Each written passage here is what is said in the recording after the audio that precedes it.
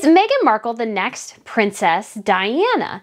On the 25th anniversary of Princess Diana's death, that is a narrative that Harry and Meghan are completely wrapped up in. And we saw this since they first started dating. Hello everyone, welcome to Royal News Network. My name is Brittany, and today we're going to be talking about kind of Meghan Markle and her delusion along with Harry that she is Princess Diana basically incarnate. She is the next iteration of Diana, and just kind of dismantling that argument, because basically since day one, since Meghan and Harry their relationship first became public, we have been told time and time again that basically the same thing is going to happen to Meghan that happened to Diana, and we must prevent this at all costs.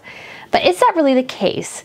I don't think that is. And so we're just going to go over that a bit today and also share with you a bit of my memories of Princess Diana and her death, because actually it's one of my clearest childhood memories, believe it or not. But if you guys haven't been here to Royal News Network before, hello, my name is Brittany, and on this channel we talk about everything related to royals. So that's news, gossip, fashion, jewelry, television shows, movies, and history. We do it all right here. So if you want to subscribe, that would be fantastic. So where were you when Princess Diana died? For me, I was actually out camping. It was just like the week before school started, and we usually had a tradition of going to the beach right before school started, but we also were going camping that weekend, probably, you know, coinciding with Labor Day, and we were all out there, and obviously the news broke, and it was huge. I kind of remember it. I had like this little Spice Girls CD and that I was super proud of, because I wasn't a fan of the Spice Girls, and it had like 2 songs on it, and I was just like unbelievably proud of it.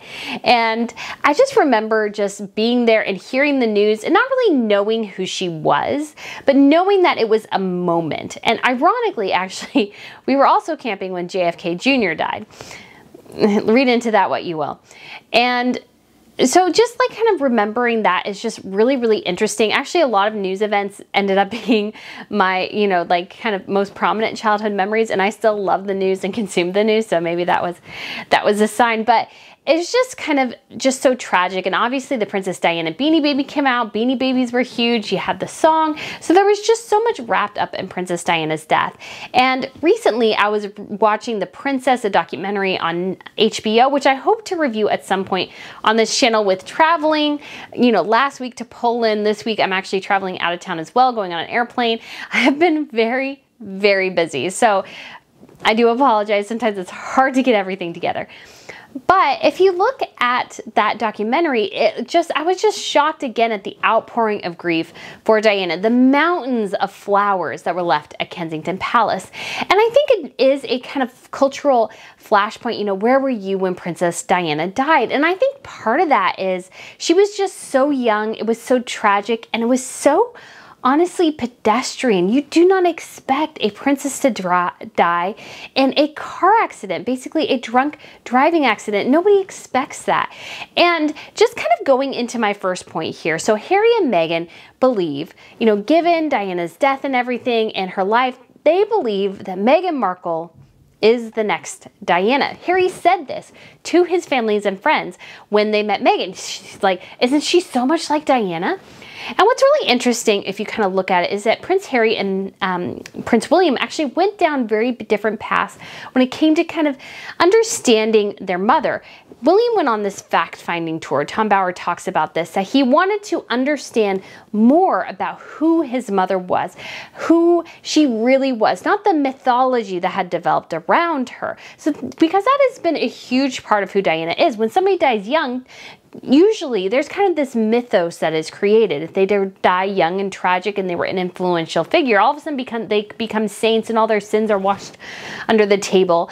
And William wasn't into that. He didn't buy that. He wanted to know who his mother really was. And I give him mad props for that. And so I think he found out who she really was as a woman. She was deeply complicated. Obviously, she had kind of this tragic, terrible marriage with Charles, but she also had affairs a lot with married men. And, you know, she could be toxic. She could be dismissive of people. She, you know, kind of put down Sophie Rhys-Jones, who became Countess Sophie of Wessex, when she kind of was first introduced to her. So Diana Diana could have sometimes a bit of a mean streak. And so I think William kind of discovered all that and understood that, in addition to all the wonderful qualities that she had. Because like everyone, she is human, and we all have good qualities and bad qualities. There's nothing wrong with that at all. But sometimes we, even for people whose parents are not famous and their parents pass away young, they kind of mythologize them in their head rather than really understanding that, that there were some things behind them as well. Well, Harry wanted no part in this mission that William went on. So Harry believes the myth. He believes the mythos of Diana, that she was the saint, that she was basically tragically killed by the paparazzi in the palace, I think, and all these sorts of things, which are just not true. And we saw this immediately when the news that Prince Harry and Meghan Markle were dating came out. Harry, had his communications secretary blast out this letter, basically calling out the paparazzi, everybody for being racist, and also kind of alleging, and this thread has continued, that somehow Meghan is going to become a victim of basically the paparazzi. I mean, she's so desperate to make that narrative work. She even goes after George Clooney and has him make statements on her behalf when it comes to some things and kind of the paparazzi and the media and the press, because he went out and talked about Diana and how the press killed Diana. So Harry and Meghan had grabbed onto this, and part of the reason for Mexton and all these things is that they're very dedicated to this narrative that Meghan, if she is not ultimately protected, she will fall victim to the same forces that Diana did. However, I would argue that Meghan is just not at risk in the same way, especially if she doesn't go in a car with a drunk driver, if she is wearing her seatbelt. If Diana had done those two things, she would actually still be alive. And you have to understand as well, part of this fact-finding tour, I think William went on, probably displayed as well, and he knew it to a certain extent too, is that Diana would call the paparazzi. Diana was very involved in her own press. And what the Princess documentary explains, which I thought was really great, is that she would be hot and cold. She would be grinning and, basically kind of almost posing for the paparazzi at one point. And then she wanted them to go away, but, obviously they're still there. This is not something where you can just call them one day and dismiss them the next. That's not how this works. And she would, basically put a paper bag over her head, block her face and do all these different things. And, it was a difficult relationship with the paparazzi in that way, because it's like it's not really something you can turn on and off, especially given that the paparazzi was still kind of a big thing at the time. And we see this as well with Catherine, the Duchess of Cambridge.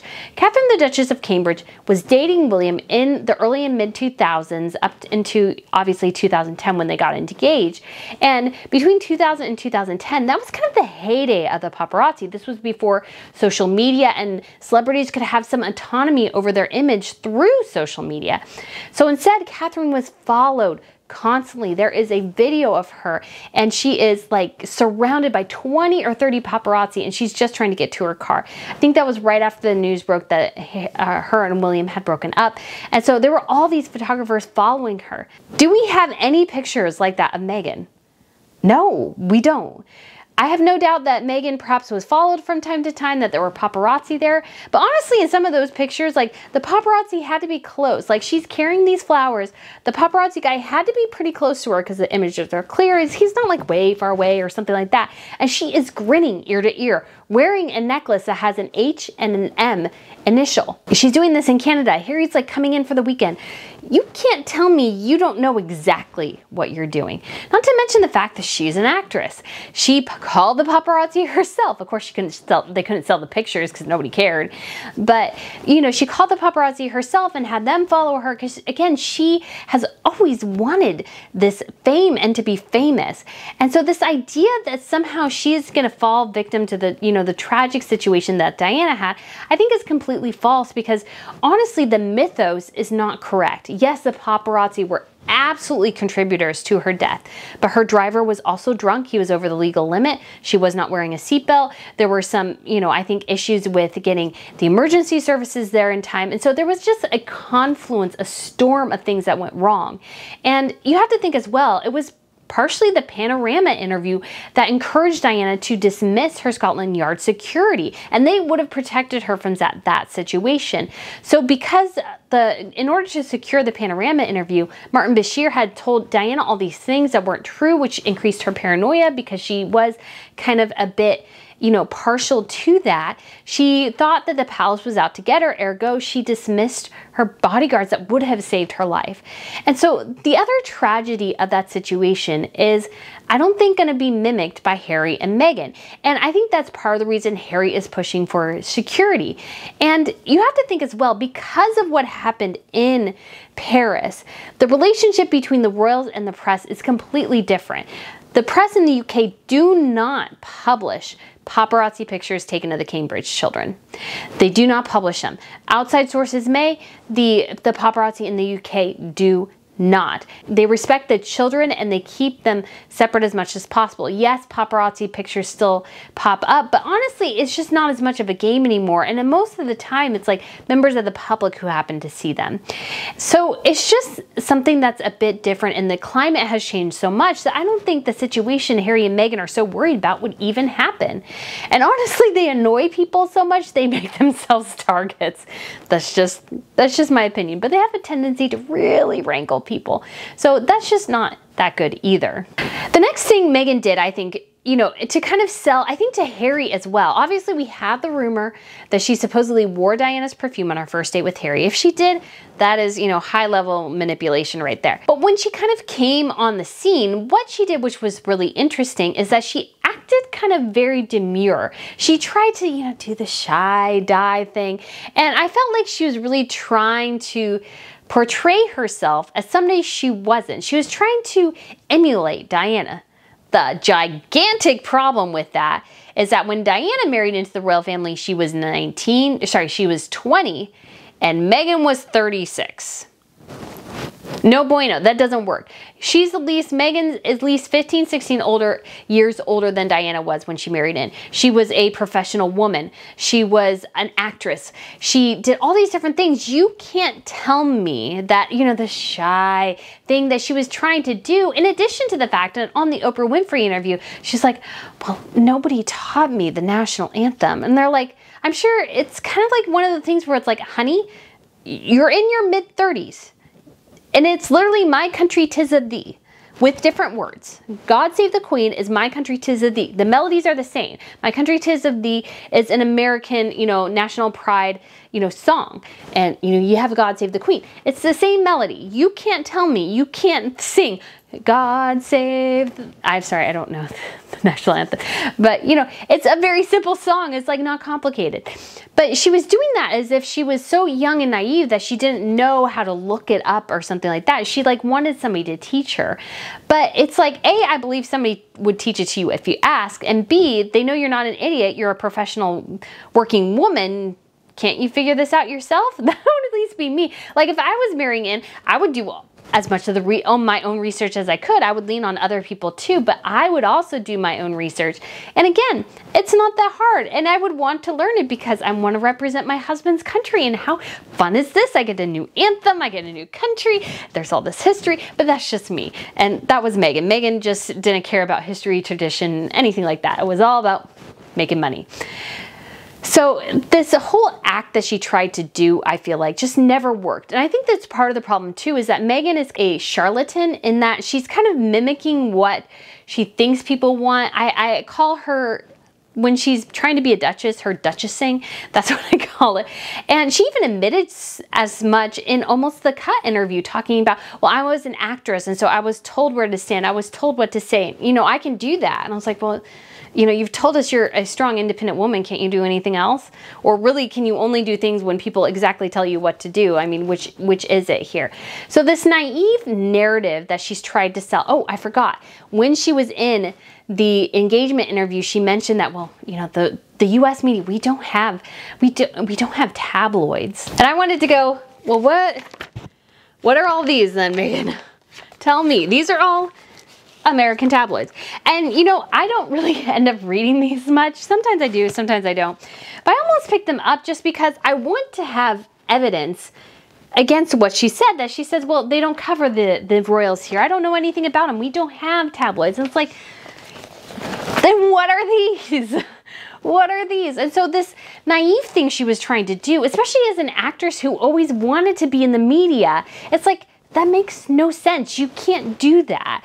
It doesn't compute. And so I think Meghan tried to do all these things. It just never ever worked.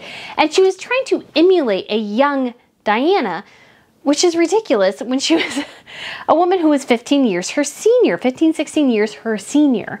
So I think that was also part of the issue and part of how Harry and Meghan have kind of developed this mythos around Meghan that's just entirely a figment of their own imaginations. The other thing she's done, I think, Meghan, to kind of also help Harry think of her in this way, and we even have a picture of Meghan posing with like almost the same exact outfit as Diana when she was in Rwanda.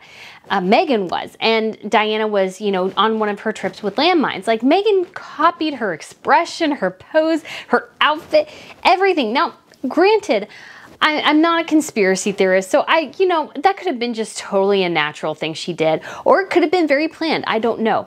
But here's the thing. Meghan wants to be seen as empathetic as Diana was. She wants to be seen as charitable as she is. But the problem is, I just don't feel that connection between what Meghan's doing and her intention behind it. She's doing things, but it's always demonstrative. Her and Harry went to do this baby to baby thing in Los Angeles. They were supposedly there only 10 minutes, and there was a professional photographer there taking pictures of them, handing out things to families. It's like, did you need to do that? No, you did not. I mean, and Meghan, of course, doing that awful publicity stunt in Uvalde, Texas, flying out there to give people cheap Costco food and have like basically a picture session in front of the memorial to dead children and their teachers. And I'm sorry, but Meghan, when she walked up there, she walked right past the photographers. She knew there were photographers there. If this was really all about being, you know, quiet and doing this out of the goodness of your heart, you don't go to a place where there are a bunch of photographers there. You just don't. And to have a massive bodyguard behind you that screams bodyguard, and to be kind of trying to dress down in a baseball, like, none of it worked. And it's like, honey, I'm not fooled by this. And honestly as well, I don't feel like Meghan has, although I think she is charismatic, but her charisma leans more in the manipulation direction rather than Diana, who genuinely touched people. She had that unique spark that only a few people who, you know, kind of reach the major platforms really have. She had this ability to connect with people immediately, to break down barriers, and she did things that nobody else did. And I was watching a bit of the documentary, you know, the princess, like I said, and she was at this hospital and she went into this room, she sat on this woman's bed, or a young woman's bed, and she just like immediately picked up from where they were last. She had this common touch. Even though she was a princess, she had this common touch, which I just don't feel like Meghan has, because it feels like when she goes to something, she does it because she always seems to want something. So even if she does something charitable, like giving bagels and coffee to this paid family, no, it was this Moms Against Gun Violence group. What did they have to do? They had to tweet about it. Every time she does something, somebody has to say something about it publicly. And I don't feel like Diana was like that. And again, she just connected with people. And I just don't see Meghan doing the same. Yes, she is charming. She, I think, can get people kind of engaged with her. But I also think people are also, you hear a lot that people just aren't that enthralled by her, really. And I think too, if I kind of saw through Meghan from the jump, I just kind of saw her as a wannabe Hollywood actress who nobody ever cared who she was, and she happened to find a guy who was, you know, very, very invested in her. But if you just look at everything, I just don't even think people just connect with her in the same way they did Diana. And so in that way, you know, again, they're nothing alike. And one of the things I think that was so interesting about the Tom Bower book, you know, in addition to this kind of explanation again of Harry and Meghan's obsession with seeing Meghan as the next Diana, is that when Harry told friends of his mother about Meghan and his belief that she was the next Diana, they kind of looked at him and went, no. You know, because he told them, well, she's just like Diana. And they're just looking at him going, not really at all.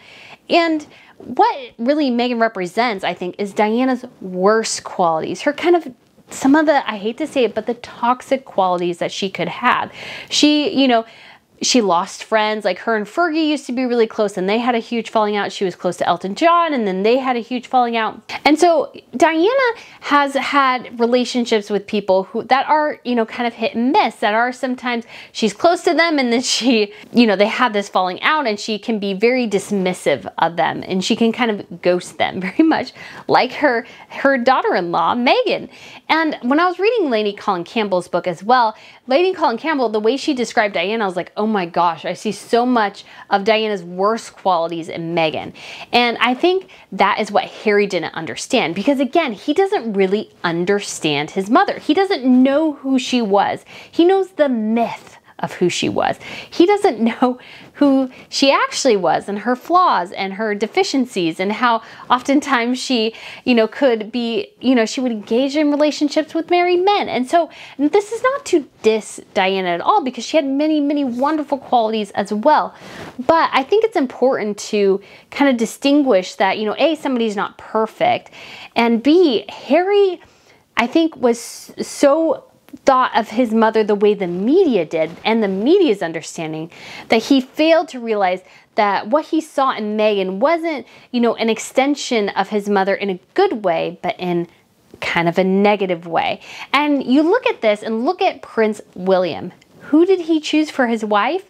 Somebody who's basically, from all that I can tell, almost the opposite of his mother. She doesn't really bring any drama to herself. She comes from a very close and supportive family, and she seems to be very even keeled. She is not flustered, and she seems to keep relationships for the most part. Obviously, you know, everybody has bust-ups with friendships. That's not an issue. Obviously, there's been a talk about, you know, how Catherine and this woman named Rose are no longer friends, which started, like, you know, somebody brought that into the whole Prince William affair thing, which I don't believe. But you look at that and you think Catherine is kind of the antithesis of Diana, whereas Meghan is kind of her successor in a very, very bad way. But I think where Catherine is probably similar to Diana is probably in her parenting, in her motherhood. Actually, no, I take that back. Diana was very kind of permissive in her parenting, where I think Catherine is probably rather strict. I think William saw the qualities in Catherine. He's not trying to replace his mother. Harry is trying to replace his mother. So he found kind of the worst attributes of his mother and found her in Meghan. Whereas William wanted a partner. He wanted somebody who was not his mother, because his mother has died and he knows he's mourned her death and he wants to be stronger because of it, not leaning on it. So what does he choose? A woman who's kind of the opposite of her in many ways, and has given him the stability that his mother could not give him, because his mother was very emotional at times. She leaned on William probably too much. William probably knew too much as a young child about what was going on in his parents' relationship, which was probably not the healthiest thing. But again, I think he's grown immensely from it, and I'm so thrilled to see how stable he's become in terms of his family. Whereas I think Harry, him and Meghan, I've only ever given them 5 years in a marriage because I don't think they have much in common. We'll see if they last much longer than that. I mean, they could last for years. Obviously, Harry being separated from his family, which I think would crush Diana, is not a good sign. But I think Catherine is definitely a great partner to William, and I think Diana would be immensely, immensely proud that William took the lessons that Diana learned and that he learned through Diana and chose somebody who was a fantastic fit for him and somebody who could be, you know, what Diana could not be. Whereas Harry wanted to replace his mother. So he found a woman he thought resembled her in her actions and her deeds and her own mythology and narrative that she's built around herself, which is starting to really crumble in the public eye, which has been kind of fascinating to watch. The other mistake Meghan made is not giving the monarchy enough time. Meghan was really only a working girl for what, about 18 months before bolting. And, you know, she wants this Diana thing to follow her. She wants to be this great influential figure, but she didn't really even connect with the British people. And so she can't lean on the Brits because she didn't connect with any of them. She keeps kind of ticking off various countries. So her, you know, her audience kind of gets smaller and smaller as time goes on. And she's starting to annoy more and more Americans are wising up to kind of the whining, the complaining, the trashing the monarchy, the trashing her husband's family, and they're just not as interested in it anymore. And I think that's been a huge mistake on Harry and Meghan's part. But I think Meghan would have done so much better if she had taken some time and actually tried to embrace the monarchy. When things didn't go her way, what did she do? She wanted to get out almost immediately. And it's become clear as time has gone on as well, is that she's not in it for helping people. She's in it for the money. And people generally are just not that forgiving and kind to those who seem to be influenced entirely by the balance of their bank account, which is kind of what Harry and Meghan are. They are obsessed with their bank account and making as much money as humanly possible. And so Meghan not giving enough time in the monarchy, we couldn't even really see her work much. I mean, she was pregnant most of the time too, or at least half of the time. So how much could we really see them work? How much could we really get kind of behind her what she's doing? She, in her mind, I think, Meghan thinks, well, I'm just so great. I'm just like Diana. You should just love me. And even in the Cut article that came out recently, there was this whole thing where Meghan compared herself kind of to Nelson Mandela in the news of his release, you know, in comparison to her marriage, and that people were celebrating in the street for her marriage like they were from when Mandela was released. And the author kind of goes down and says, you know, because she's so great, we should all love her. Like, why don't we, you know, we can't hate her. We must love her. And that was Meghan's, I think, ideal. And that's her crux, is that she thinks, like Diana, that everybody should just love her. Well, the thing is, Diana grew up in the public eye. People became connected to her. They became attached to her. They saw her go through struggles and trials and tribulations that were not her fault. She could have helped that she married at 19 to a guy who was 12 years her senior, who didn't really love her. Like, people became invested in that, and they saw her struggle, they saw her triumph, they saw all of these different things about her life, and they became attached to her because she grew up in front of them. She matured, she blossomed, and people really value that. And you see this with how Catherine and William are doing with the Cambridge kids. They're slowly introducing them to the public, slowly getting the public attached to them, watching them grow up and to their well-being. And that's incredibly important. And to a certain extent, Catherine fits in this role as well. We have pictures of her since like 2001, like growing up basically in the public eye, going from a friend to a girlfriend to a an ex to a girlfriend again, to a fiance, to a wife, to a mother. And so people become invested in someone in that way. Meghan did everything too quickly and nobody invested. And not to mention that when nobody invested, as it turned out, nobody really liked her. And so that has become more and more of a problem, because going into this next and final point, I was trying to find some coverage for it. So I actually filmed this video yesterday and I just kind of hated it. It didn't work. So I decided to go back and redo it. And I found this clip. And I think this epitomizes Diana as well, and why she still had the platform that she did even after her divorce. And the most critical mistake I think Harry and Meghan have made post-Brexit. So watch this. She was a great ambassador for Britain. People loved her. They flocked to her. And she took the brand of the British monarchy and of Britain itself across the world. Diana was an ambassador for the monarchy. Still, even after her divorce, she was an ambassador for it. She believed in it. She was invested in it. She wanted it to succeed. She wanted her children to succeed in it. And Meghan has done the opposite. So instead of investing in the monarchy, she's trashed it. She said how horrible it is, how awful it is, how much she wants to be out of it, and how terrible everyone is. Every time you talk to Meghan on the public stage, all she does is complain about the monarchy. Whereas Diana, yes, she had some of her complaints, but she also believed in it. And she also was an ambassador for Great Britain. She took her title around the world and she spoke on behalf of the monarchy in a way, even though she wasn't technically kind of supposed to, but she honored her country. She honored her ex-husband's family to a certain extent, and she honored that title the best she could. And I think that's where Meghan's biggest blunder has been. She thought she could get everyone on her side if she, you know, said, oh, everybody was racist, everybody was awful to me, nobody liked me, nobody supported me, I couldn't get any of the help I needed, yada, yada, yada. And what we found is that, well, A, most of the people have found that, you know, that story kind of falls apart after a while. And B, it's like, as long as you have that title, you still represent the monarchy. You may not think so, but you do. And you know what, when you trash the monarchy, when you trash a woman who has dedicated her entire life, 70 years, to a country, sacrificed time with her family, her friends, her life in many ways, to continue to serve, even with mobility issues, that's just so honorable in many, many ways. And Meghan, all she can do is dump on it. And why? Because they didn't make her queen. I mean, that's essentially it. That's essentially the feeling you get, is that she didn't get her way, so she's gonna, you know, just raise it to the ground on her way out. And I think people, again, are really wising up to who Meghan is. And I think that's been a colossal mistake. And you just look at Diana, and Diana did it right.